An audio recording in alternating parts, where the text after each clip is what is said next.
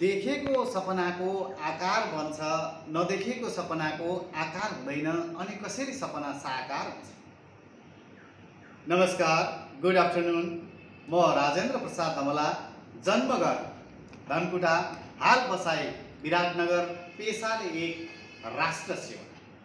Yes happy life education and training centre private limited द्वारा आयोजित टट कार्यक्रममा हामीले धेरै कुराहरू सिकिरहेका छौँ। आजको क्लासमा हामीलाई एउटा महत्त्वपूर्ण कथा लिएर उपस्थित भइदिनु भनी प्रेरणा भरिदिनु हुने हाम्रा आदरणीय गुरुवर व्यक्तित्व लक्ष्मीप्रसाद आचार्यज्यू, त्यसरी नै अन्य गुरुवर व्यक्तित्वहरू र जुम मार्फत उपस्थित हुनुभएका सम्पूर्ण साथीहरू। वास्तवमा जहाँ विधिले काम गर्दैन त्यहाँ प्रविधिले काम गर्छ भनिन्छ। हामी यो कोभिडको समयमा पनि जुमको माध्यमबाट आफ्नो आफ्नो उपस्थिति जनाएर यसरी हामीभित्र लुप्त भएर रहेका प्रतिभाहरूलाई यस इन्स्टिट्युसनले प्रस्फुटन गर्ने मौका दिएकोमा साँच्चै नै गौरवान्वित भएको छु। आजको पाठतिर लाग्छु, आजको होमवर्कतिर लाग्छु। हामीलाई महत्त्वपूर्ण कथा, प्रेरणादायी कथा लिएर उपस्थित हुनु भन्ने चाहिँ हामीलाई गुरुबारले होमवर्क दिनुभएको थियो। आजको मेरो महत्त्वपूर्ण कथा यसरी सुरु हुन्छ। साथीहरू, एकपटक एउटा गरिब टुहुरो युवा गाउँमा बस्दो रहेछ। साह्रै नै गरिब रहेछ, ऊ टुहुरो पनि रहेछ। उसले बिहान बेलुकाको छाप टार्नको लागि उसलाई अति नै धौधो र गाह्रो हुँदो रहेछ। अरूकोमा जाने, ज्यामी काम गर्ने, ज्यामी काम गर्दा परेका समस्याहरू, दिनभरि ज्यामी काम गर्दा पनि थोरै तलब पाइने, वेतन पाइने, दैनिक ज्यालादारीको काम गर्दा कति नै पैसा हुन्छ र त्यसरी ल्याएको पैसाले बेलुका उसको पेट भर्न र दिनचर्या उसको जीवन गुजारा गर्न पनि एकदम गाह्रो भएको रहेछ। साँच्चै नै एक दिन उसले त्यसरी ज्यामी काम गरेर ल्यायो। दिनै पछि ज्यामी काम गर्ने ल्याउने, बेलुका रोटी पकाउने, रोटीले आफ्नो पेट भर्ने, अनि रोटीले पेट भरिसकेपछि उसले आराम लिने गर्दो रहेछ। त्यस्तै क्रममा उसलाई के भएछ, बेलुका आयो, रोटी पकायो। उसले 4वटा रोटी पकायो। रोटी पकाउँदाखेरि उसले यसो के गर्न निक्लेको थियो, भित्र जाँदा एउटा रोटी छैन, 3टा मात्र रोटी छ। 3टा रोटीले उसको पेट भरिएन। एक दिन त्यस्तो भयो, ठिकै छ, अब कसैले लग्यो होला, खायो होला भन्यो। दोस्रो दिन फेरि उसले रोटी पकायो। रोटी राखेर यसो कहीँ निस्किँदाखेरि फेरि एउटा रोटी हरायो, बाँकी रोटी रह्यो 3टा। त्यो 3टा रोटीले फेरि उसको पेट भरिएन। उसले एउटा विचार गरेछ, मेरो रोटी कसले लगिरहेको छ। उसले साँच्चै नै त्यो रोटी लाने पत्ता लगाउन खोजेछ। रोटी लाने कसले लगिदियो मेरो रोटी, मेरो पेट भरिने रोटी कसले खोसिदिँदैछ, मैले कसरी पेट भर्ने र भोलि दिनभरि फेरि डोको बोक्ने, भारी बोक्ने। उसलाई साँच्चै नै गाह्रो भएछ।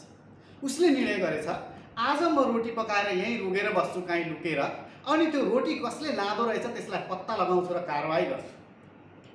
दर्शकबिन, त्यस दिन साँच्चै नै उसले त्यो रोटी पकाएछ, राखेछ र उसले नजिकबाट निहालिरहेको रहेछ, चियाइरहेको रहेछ। त्यसरी निहाल्दा चियाउँदा के हुँदो रहेछ भने रोटी छोपेर राख्यो अथवा रोटी पकाएर राख्यो।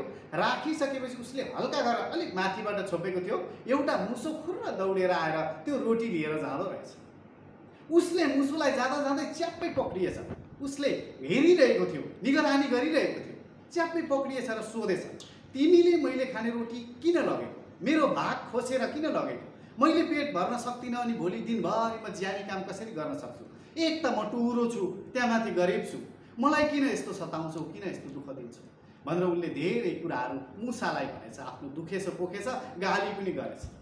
त्यसपछि मुसाले जवाब दिएछ, मैले के खाएर बाँच्ने, मेरो पनि कमाइको स्रोत छैन, यो रोटीमा त मेरो पनि हक छ, एउटा रोटी त मैले खानै पर्छ, एउटा रोटी खाइन भने त म बाँच्न पनि सक्दिनँ। तपाईँ 3टा रोटी खाएर बाँच्नुहुन्छ, म एउटा रोटी खाएर बाँच्छु। त्यति सुनेपछि त्यो युवकलाई रिस उठेछ। तपाईँलाई म रोटी दिन सक्दिनँ, तिमीलाई म रोटी दिन सक्दिनँ, तिमीले मेरो रोटी पाउने अधिकार छैन। मैले कमाइ गरेर ल्याएर रोटी बनाएको हो, तिम्रो कमाइ पनि छैन, तिमीमा यसको मेहनतको केही हिस्सा छैन, तिमीलाई मैले किन रोटी दिने। त्यति भनिसके पछाडि त्यस मुसाले जवाब दिएछ, यसको जवाब त मसँग पनि छैन, तर रोटी पाउने मेरो पनि हक हो, मैले पनि बाँच्नुपर्छ यो संसारमा। संसार सबैले हेर्ने हो, प्राणीले पनि संसार हेर्ने हो, चराचुरुङ्गीले पनि संसार हेर्ने हो, मानव जातिले पनि संसार हेर्ने हो, सबैको बराबर अधिकार छ, त्यसैले मैले एउटा रोटी पाउनुपर्छ भनेर मुसाले आग्रह गरेछ। आदरणीय दर्शक, अब त्यसपछि के गरौँ त, कसो गरौँ त, यो रोटी तिमीलाई म दिँदिनँ भनिसकेपछि मुसाले अन्तिममा सिरियस भएर भनेछ, मलाई त थाहा छैन, तर मैले सुनेको छु मताङ्ग भन्ने ऋषि हुनुहुन्छ अरे, मताङ्ग भन्ने ऋषिलाई गएर सोध्नुभयो भने यसको जवाब प्राप्त गर्नुहुनेछ तपाईँले, मलाई अरू केही पनि थाहा छैन भनेर मुसो फेरि फुत्किएर दौडिएर भागेर गएछ।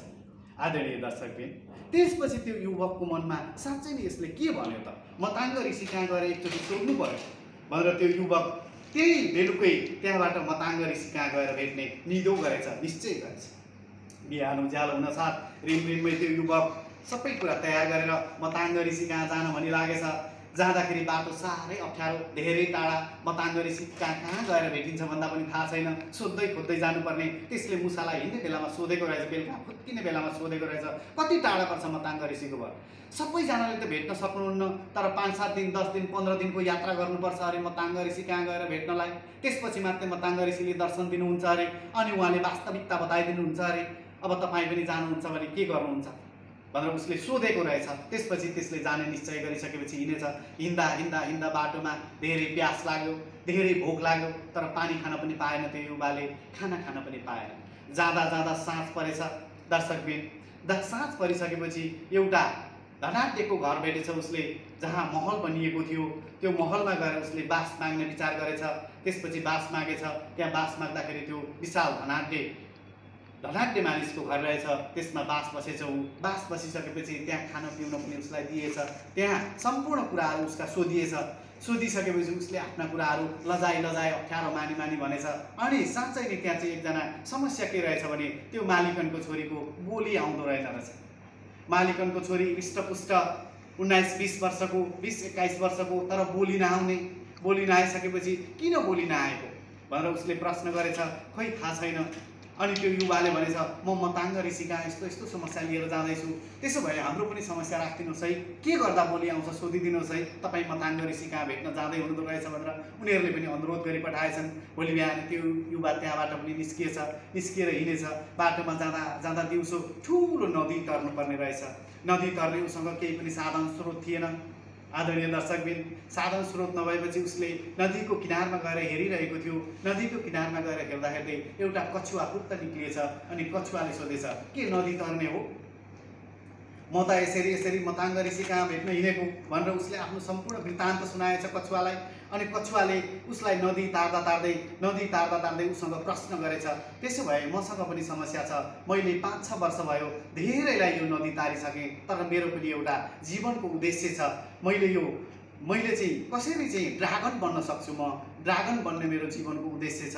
ड्रागन बन्न पाए कति राम्रो हुन्थ्यो, दौडिन कुद्न पाए कति राम्रो हुन्थ्यो। म त दौडिन कुद्न पनि सक्दिनँ, म त जेलिएको छु, यो नदी बाहेक बाहिर जान पनि सक्दिनँ, हिँड्न पनि सक्दिनँ, दौडिन कुद्न पनि सक्दिनँ। त्यसपछि उसले फेरि त्यहाँ पनि भनेछ त्यो युवाले, तपाईँको यस्तो समस्या छ भने म मताङ्ग ऋषि कहाँ तपाईँको पनि समस्या राखिदिनेछु, पक्कै पनि सोलुसन पाइन्छ। त्यसपछि नदी तरिसकेपछि ऊ फेरि हिँडेछ। अनकटा हिउँ भएको पहाडहरू जङ्गलहरू तर्दै जाँदा फेरि साँझ परेछ। साँझ पर्ने बेला एउटा ऋषिको कुटी देखेछ उसले। ऋषिको कुटीमा गएर भनेछ, फेरि कसरी ऋषिको कुटीमा ऊ बास बस्न पुगेछ, अँध्यारो भएछ। अनि ऋषिलाई उसले अनन्वय विनय गरेर त्यहाँ बास बसेछ। बास बसिसकेपछि ऋषिले आफ्नो सम्पूर्ण वृत्तान्त सुनाउनु भएछ। त्यो युवकले आफ्नो सम्पूर्ण वृत्तान्तहरू ऋषिलाई सुनाएछ। ऋषिले आफ्नो कुराहरू, मैले यत्रो वर्ष भए तपस्या गरेको, तर मैले मोक्ष प्राप्त गर्न सकिनँ। मेरो तपस्याको उद्देश्य भनेको मोक्ष प्राप्त गर्नु थियो, तर मैले मोक्ष प्राप्त गर्न सकेको छैन। कसरी मोक्ष प्राप्त गर्न सक्छु भनी उसले आफ्नो जिज्ञासा त्यस युवालाई सुनाएछन्, आफ्नो उद्देश्य सुनाएछन्। यसरी त्यो युवाले उसलाई पनि आश्वासन दिएछ, तपाईँको कुरा पनि म मताङ्ग ऋषिलाई राखिदिनेछु, मताङ्ग ऋषिबाट पक्कै पनि केही जवाब आउनेछ। त्यसपछि त्यो युवा त्यहाँबाट गइसकेपछि साँझमा एउटा ठुलो दरबार भेटेछ। दरबारमा त्यो मताङ्ग ऋषिको दरबार रहेछ। मताङ्ग ऋषि बाहिर निस्किनु भएको रहेछ। त्यहाँ भएका अन्य शिष्यहरूले, मताङ्ग ऋषिका शिष्यहरूले, द्वारपालहरूले उसलाई भव्य स्वागत गरिसकेछन्। स्वागत गरिसकेर साँझमा उसको मताङ्ग ऋषिसँग भेट भएछ।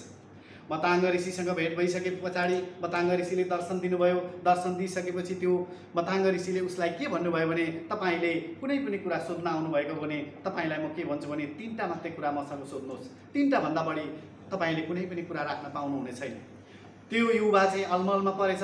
अब मेरो पनि कुरा राखौँ भने 4वटा कुरा हुन्छन्। त्यो मालिकनको छोरीको बोली आएको छैन, त्यो त्यो कछुवाले ड्रागन हुन पाएको छैन, त्यो ऋषिले चाहिँ कसरी मोक्ष प्राप्त गर्छन्, यी 3टा प्रश्न राखौँ कि मेरो एउटा प्रश्न राखौँ? मेरो रोटी एउटा खाइदिएको छ, साँच्चै मेरो रोटी खाएको भन्दा यी 3टा प्रश्नहरू ठुला छन्, यिनै 3टा प्रश्नहरू राख्छु र उहाँहरूलाई सहयोग गर्छु भन्ने त्यो युवाले निर्णय गरेछ। र ती 3टा प्रश्नहरू मताङ्ग ऋषिलाई राखेछ। मताङ्ग ऋषिलाई राखिसकेपछि मताङ्ग ऋषिले जवाब दिनुभएछ। जब त्यो ऋषिले आफूले प्राप्त गरेको ज्ञान सद्बुद्धि अर्कोलाई तत्काल दिनुहुनेछ, त्यसपछि उहाँले मोक्ष प्राप्त गर्नुहुनेछ। त्यसरी नै त्यो कछुवाले आफूसँग भएको कवच जहिले फुकाल्न सक्नेछ र अर्को व्यक्तिलाई दिनेछ, त्यसपछि उसले मोक्ष प्राप्ति गर्नेछ, ऊ ड्रागन बन्न सक्नेछ। मोक्ष भनेको त्यही हो, उसको जीवनमा उसको उद्देश्य त्यही हो। र मालिकनको छोरीको जहिले विवाह हुन्छ, विवाह भएको दिनदेखि भोलि आउनेछ। त्यति सुनेपछि त्यो युवा हर्षित भएर आफ्नो उद्देश्य पुरा नभए पनि यति कुराहरू सुनाउन लालायित भएर फर्किएछ। फर्किँदाखेरि सर्वप्रथम उसले फर्किने क्रममा त्यस ऋषि कहाँ बास बसेको थियो, ऋषिसँग भेट भएछ। ऋषिसँग भेट भएपछि ऋषिले फेरि प्रश्न गर्नुभएछ, मेरो प्रश्नको जवाब के आयो? उसको प्रश्नको जवाबमा ऋषिवर, जब तपाईँले आर्जन गरेको ज्ञान बुद्धि सद्विवेक दोस्रो व्यक्तिलाई दिनुहुनेछ, तपाईँले अहिलेसम्म गरेको तपस्या जब दोस्रो व्यक्तिलाई दिनुहुनेछ, त्यही दिनदेखि हजुरले मोक्ष प्राप्त गर्नुहुनेछ। यस्तो मताङ्ग ऋषिले बताउनु भएको छ भन्ने बित्तिकै अब कसलाई मैले अहिलेसम्म प्राप्त गरेको ज्ञान नलेजहरू दिउँ त? तपाईँ नै यहाँ सामुन्यमा हुनुहुन्छ, तपाईँलाई नै मसँग भएको अहिलेसम्म आर्जन गरेको ज्ञान नलेज दिन्छु भनेर उसले त्यस युवालाई चाहिँ ज्ञान नलेज ऋषिले दिनुभएछ। त्यो युवाले त्यहाँबाट ज्ञान नलेज लिएर फर्किएछ र त्यस नदी तर्ने क्रममा, बाटोमा आउँदा फेरि नदी तर्ने क्रममा कछुवा पनि रोकिरहेको थियो। कछुवाले नदी तार्दा तार्दै फेरि सोधेछ, तपाईँले के मेरो प्रश्नको उत्तर ल्याउनु भयो? अवश्य नै तपाईँको प्रश्नको पनि मताङ्ग गुरुले उत्तर दिनुभएको छ। तपाईँले जहिले आफ्नो कवच फुकाल्न सक्नुहुनेछ, त्यसपछि तपाईँ ड्रागन हुनुहुनेछ, तपाईँ दौडन सक्नुहुनेछ भनेपछि त्यो कवच, कछुवाको कवच फुकालेर त्यही व्यक्तिलाई दिइएछ जुन व्यक्तिले त्यो कुरा सुनाएको थियो त्यस युवाले। त्यसपछि कछुवा पनि ड्रागन भएछ र दौडन सक्ने भएछ। आदरणीय दर्शकबिन, त्यो फर्किँदै फेरि त्यस मालिकन्कोमा पुगेछ। मालिकन्कोमा पुगिसकेपछि छोरीको उसको गुनासो छँदै थियो, तपाईँ कसरी छोरीको बोली आउँछ अरे भनेर उनीहरूले प्रश्न गर्दाखेरि फेरि पनि त्यो युवाले भनेछ जे मताङ्ग गुरुले बताउनु भएको थियो, तपाईँको छोरीको विवाह जहिले हुन्छ त्यो दिनदेखि तपाईँको छोरीको बोली आउनेछ भनेर मताङ्ग गुरुले बताउनु भएको छ। त्यसपछि त्यस घरका मालिकनले निदो गरेछन्, यसै युवालाई हाम्रो छोरी दिने र तत्काल बोली नै आउने। यस्तो युवा भेट्दा भेट्दै अरूलाई किन दिने? त्यसपछि धुमधामका साथ त्यसको छोरीको विवाह त्यस युवासँग गरिएछ र त्यसै दिनदेखि छोरीको पनि बोली आएछ। यसरी सम्पूर्ण कुराहरू प्राप्त गरेर त्यो व्यक्ति फेरि फर्किएछ। फर्किँदाखेरि मुसाले सोधेर चियाइरहेको थियो, के तपाईँ फर्किनुभयो?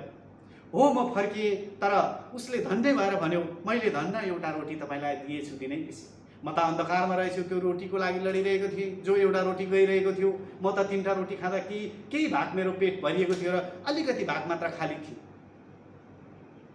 तर यसबाट मैले ठुलो शिक्षा पाएँ। त्यो एउटा रोटीले गर्दा मेरो जीवन परिवर्तन भयो। यसबाट हामीले के सिक्न सकिन्छ त? यस कथाबाट के सिक्न सकिन्छ? जो निर्दो छ, जो दुब्लो छ, जो कमजोरी छ, जो अन्यायमा परेको छ, त्यसलाई हामीले साँच्चै नै सहयोग गर्नु पर्दैन र? हामीले गरेको सहयोगको बदलामा हामीले 100%, 1000%सम्म प्राप्त गर्न सक्ने रहेछौँ। वास्तवमा यो मोरल एजुकेसन यसले त्यही नै दिएको छ। कति गरिब छन्, कति दुखी छन्, कति पीडामा छटपटाइरहेका छन्, कति ईर्ष्यामा डुबेका छन्, त्यो पीडामा छटपटाइरहेकोहरूलाई हामीले खुसी बाँड्न सक्नुपर्छ, हामीले सहयोग गर्न सक्नुपर्छ। हामीले ईर्ष्या बाँड्ने होइन, खुसी बाँड्न सक्नुपर्छ। साँच्चैले हामीले ईर्ष्या बाँड्यौँ भने ईर्ष्या नै 100% भएर फर्किने रहेछ। आदरणीय दर्शकले, हामीले खुसी बाँड्यौँ भने खुसी नै 100 र 1000% को रूपमा हामीलाई प्रतिबिम्बित भएर फर्किने रहेछ।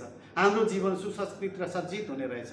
साँच्चै नै हामीले अर्कोलाई सहयोग गऱ्यौँ भने त्यो सहयोगको बदलामा हामीलाई 100% र 1000% भन्दा बढी भएर फर्किँदो रहेछ र हाम्रो जीवन सुसंस्कृत हुने रहेछ, सभ्य हुने रहेछ र भव्य हुने रहेछ।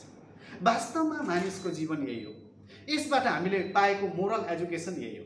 हामीले जति दिन सक्यौँ, हामीले दिएको मात्र देखिन्छ, लिएको कुरा हामी विचार गर्दैनौँ। तर वास्तवमा हामीले जे दिएका छौँ त्यही रिफ्लेक्ट भएर हामीलाई फर्किँदो रहेछ र हाम्रो जीवन जिउने कला हुँदो रहेछ। त्यसैले आजैबाट सबैजनाले सहयोग गर्न सिकौँ। हामीले पनि सहयोग गर्नुपर्ने समाजमा धेरै व्यक्तिहरू हुनुहुन्छ, धेरै कुराहरू उहाँहरूले प्राप्त गर्नुभएको छैन जो हामीले प्राप्त गरिरहेका छौँ। हाम्रो भागबाट अलिकति काटेर दिउँ भने त्यही कुरा हामीलाई 100% र 1000% भएर फर्किने रहेछ। यसको मोरल एजुकेसन यही हो। यसलाई जीवन रूपी विद्याको रूपमा हामीले आजैदेखि पालना गर्नेछौँ। धन्यवाद।